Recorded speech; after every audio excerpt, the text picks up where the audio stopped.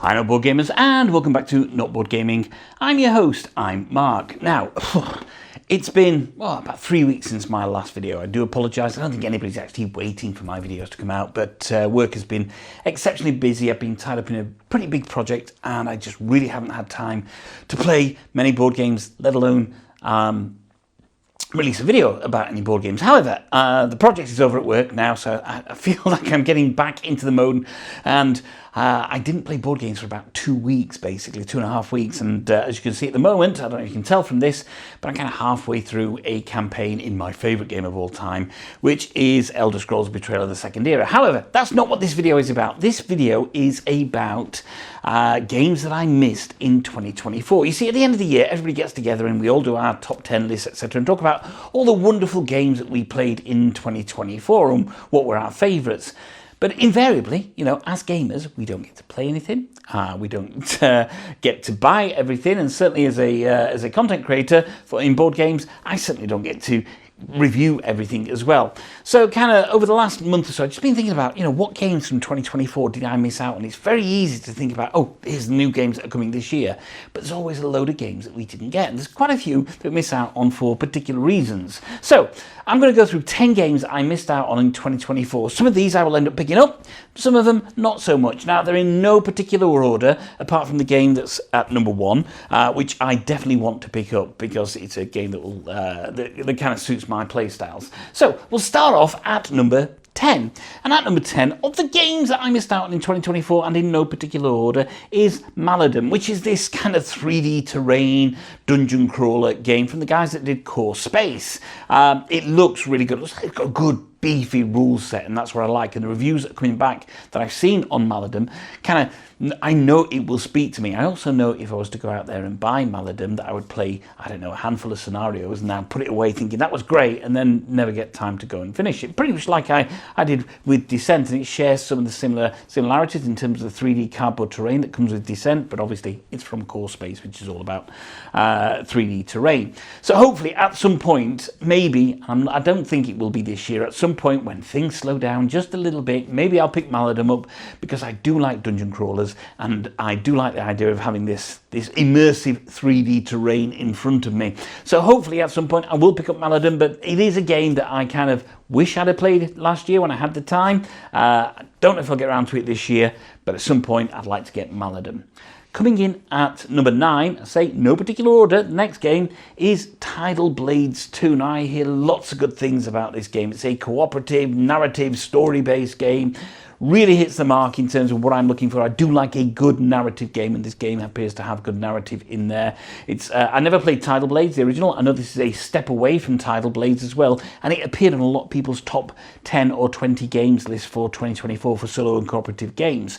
So at some point, this is probably a game that I will pick up this year and try and get my head around and try and play. I think it's a bit of a table hog, but with it being fully co-op, I'll probably end up playing 2 characters from a solo perspective. But Tidal Blades 2 is certainly something that I want to keep my hands on. Next game at number 8 is, again in no particular order, is a boss battler, and I do love boss battlers. I mean, you know, Kingdom Death Monster is one of my all-time favourite games. I know it's so much more than a boss battler. Aeon Trespass, Odyssey, fantastic game. Primal, The Awakening, one of my top 3 games of last year. I think it was my second favourite game of last year. Absolutely adore Tidal Blades. Absolutely adore Primal, The Awakening.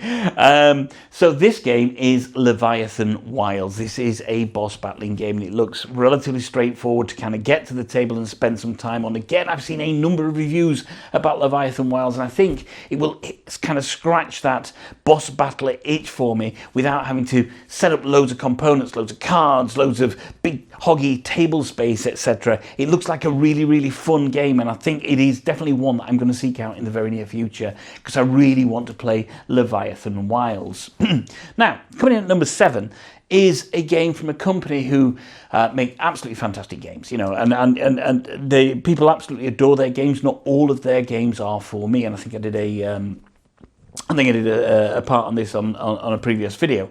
And it's Awaken Realms is the publisher, and I generally find their kind of campaign-style games just start to lose steam for me. I go in like gung-ho, and then I end up being a little bit disappointed in the experience. The most recent one was ISS Vanguard that I played. I got so far into it, and then I was like, oh, you know what, I love the ship management, but I don't necessarily like the actual exploration part of the game. Well, this is Stalker, based on the video game, and Stalker is their version of a dungeon crawler game, and to all intents and purposes, the reviews are very, very good for Stalker. Now, again, as I said with Maladin, I do really like a dungeon crawler. I like to get lost in a dungeon crawler. Look, I'm playing Elder Scrolls at the moment, not quite a dungeon crawler, it's got dungeon crawler elements in there, definitely. So therefore, this looks really, really good. I've never played more than maybe 10 minutes of the video game. It doesn't matter, it's a kind of, I think it's post-apocalyptic or set in kind of, yeah, it's some kind of nuclear age, a slightly dystopian future. It looks really interesting, and again, the reviews are really looking very favourable for Stalker.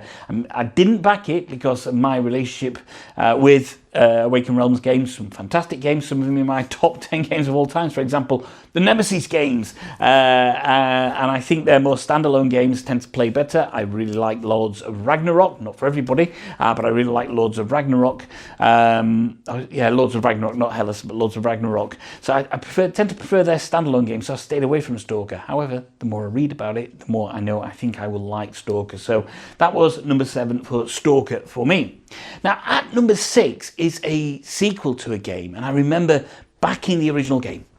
Getting the original game. It's when I recently started out into board games. I arranged to get a second-hand copy. I was so looking forward to playing it, and it didn't work for me at all. And I'm talking about, that was Seventh Continent, but I had so many issues for me that I don't know. It's a long time since I played it, and I ended up getting rid of it. Within a few months of actually getting it, and it was a game I was genuinely excited for. I just didn't enjoy too much about it. I think it had this kind of restart mechanism that I didn't enjoy. Everything felt just too much like re-going over the same area, etc., and retreading the same paths. However, I don't know if all of that's been resolved in Seventh Citadel, but apparently a lot of the issues from Seventh Continent have been resolved in Seventh Citadel. So I had a chance about a couple of weeks ago to get a second-hand copy, and I was almost saying yes, and then I just pulled back because I was in the middle of this whole work thing, and the actual thought of trying to get my head around a sequel to a game that I didn't particularly enjoy, I was just in the wrong headspace at the time. However, Seventh Citadel, again, reading up on it fairly recently and speaking to other people that have played it, people are really enjoying Seventh Citadel. Will I pick it up? I don't know. There's probably a few games on the list that I'd probably get before Seventh Citadel, but it's a game I certainly want to try. Obviously didn't in 2024, didn't back it, obviously didn't get a review copy, so let's see what happens there. Now, this next game at number 5 now? 1, 2, 3, 5, whatever, is Earth Under Siege, which is an XCOM type game. And again, a game that kind of passed me by completely, and it's only when people start talking about it at the back end of last year I was like, that really looks interesting, that. And I think this is, again, a game I will probably end up getting this year because it seems to kind of just hit a number of things I look for in games. It is this, this XCOM-y style game. So, I know XCOM, the board game, already came out with a phone timer, etc. a few years ago, but this does give an XCOM feel, apparently. And again, all those that played it, absolutely loving it. So it's something that I really, really kind of want to keep my eye out on and just make sure that that it's something that I potentially want to. Yeah, I think I do. I want to try Earth Under Siege. I know that's a lot of rambling from me, but it's one of those games that it hasn't got a lot of following, but those that play it really like it, and there's people that I trust and align with my game styles that really like it as well. So it's one that's on the list that I will probably pick up at some point this week. That was number 5. Okay, coming in at number 4, again in no particular order, is Saltfjord. This was a bit of a darling of Essen, one that I missed out on at Essen. I do like a Euro-style game. This is a dice drafting Euro-style game, I don't know, I think you're Norwegian fisherman or something in Saltfjord. I think solo mode is apparently very, very good. It's quite a streamlined solo mode from what I believe. I could be wrong, but quite a streamlined solo mode from what I believe. But yeah, it's a game that when I get that Euro itch, and occasionally we all get those itches just to play a Euro game that you think, yeah, and Saltfjord could absolutely be one. I believe it's based on a previous game. Is it Santa Maria? I believe it's called. Never played Santa Maria either, but I do know that this is the type of game that I can, potentially set up, play for an hour and a half or an hour and a half and put away and have a nice time doing it when I want that Euro itch and I don't want something massively rules complex. I think it's fairly midweight in terms of its approach. So coming in at number 3 is Shackleton Base. From Hatchet Board Games. Now, I spoke to, is it Fabio Lopiano, the designer? I spoke to him at UK Games Expo earlier this year, back in 2024, when UK Games Expo was on. And again, it's a game that I knew I was going to like, but I couldn't quite bring myself to push the button on it. I think, I had lots of games coming in at the time, and a big stack of reviews and previews to do, which I have here because of my recent workload. I've not been able to get through anything at the moment, so I've got a big stack of games waiting to be reviewed. And it is this kind of you're building moon bases and expanding on the moon as part of a corporation. There's an element of area control in there. Most people that have played it have had a great time with Shackleton Base. I don't know much about the solo, but it's certainly a game I want to try out. I think I held back because it obviously got an element of Terraforming Mars. I'm sure it plays completely different to Terraforming Mars, but I'm not a Terraforming Mars fan. I'm sure. And nothing against people that love Terraforming Mars. It's a game that I played a number of times. I had a number of player counts, and it just hasn't worked for me. I found it just okay. And I think that's the same with a lot of these kind of board games. Terraforming Mars, SETI, Ark Nova eventually kind of cooled for me a lot because they have these big stacks of cards, and therefore there's a huge element of variability. Shackleton Base hasn't got that. So Shackleton Base, I say, is about kind of expanding your moon operations as part of a corporation. Probably a game I definitely am going to pick up this year. In fact, next weekend is Aircon. I know Hatchet Board Games are there, and I think I will pick up a copy of Shackleton Base at Aircon next week. Right, coming in at number 2 is a bit of a cheat because I played this at 4 player. Sorry, when I was at Essen, myself, Jeremy Howard, Mike Dennis from Ready Steady Play, and another guy who came and joined us after the show finished. We were on the Cardboard Alchemy stand. There was a beer party going on, so we were having beers, and we played a 4-player game of Endeavour Deep Sea. And you know what? I thought it was so much fun. Rules light, mid-weight, a lot of fun. Now, I believe the solo can be rock hard as well because the solo is about solo scenarios. Absolutely a game I want to pick up, Endeavour Deep Sea. I think the only thing that stopped me picking it up so far is the fact that I just got a lot of games to get through. But I know that when I get Endeavour Deep Sea, based on what I played before, it's certainly a game that I want to play. Obviously, it's a reiteration or a sequel, whatever you want to call it, to the original Endeavour. This is all about deep sea diving and exploration, etc. Now, as a qualified scuba diving instructor and somebody that's spent, done more than 1,500 dives, basically, anything that goes underwater is something that really kind of interests me. So Endeavour Deep Sea, bit of a cheat. I played it at 4-player. I haven't played the solos. Feedback I get from people on the solo is, yes, it's very good, and those solo scenarios are very difficult. It's definitely a game I will pick up because I just enjoyed it a lot. Right, at number 1. Everything else, no particular order, right? It's just the way I've written them down here.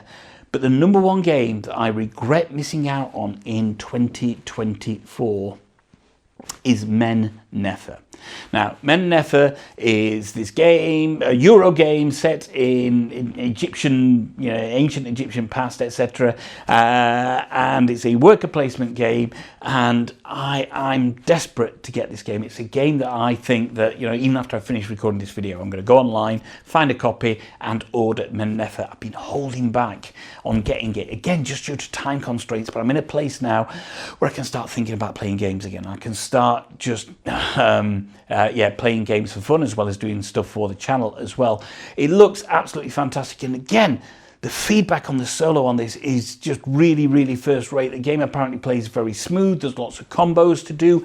I know, and I hope I'm not disappointed, I know that this is a game that I think I'm going to absolutely adore when I get it. So it is a game I missed out on, massively last year.